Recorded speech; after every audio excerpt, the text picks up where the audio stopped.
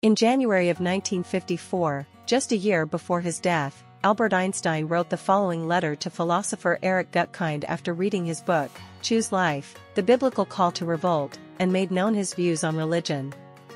Einstein had only read the book due to repeated recommendation by their mutual friend Luitzen Egbertus Jan Brouwer.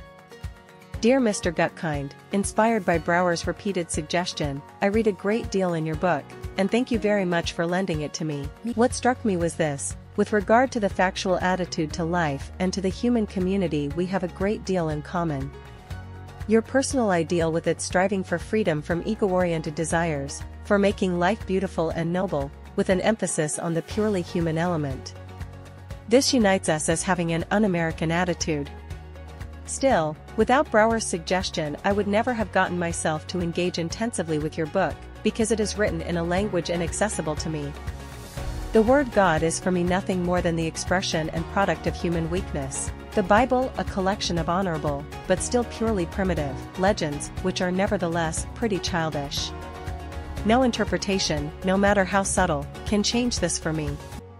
For me, the Jewish religion, like all other religions, is an incarnation of the most childish superstition.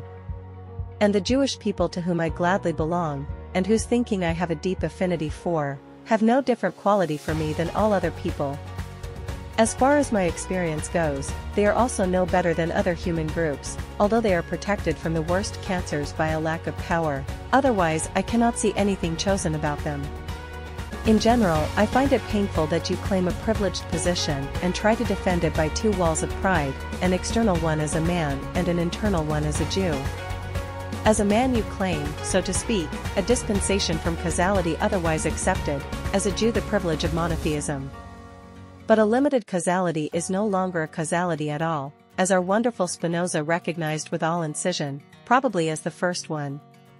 And the animistic interpretations of the religions of nature are in principle not annulled by monopolization. With such walls, we can only attain a certain self-deception, but our moral efforts are not furthered by them.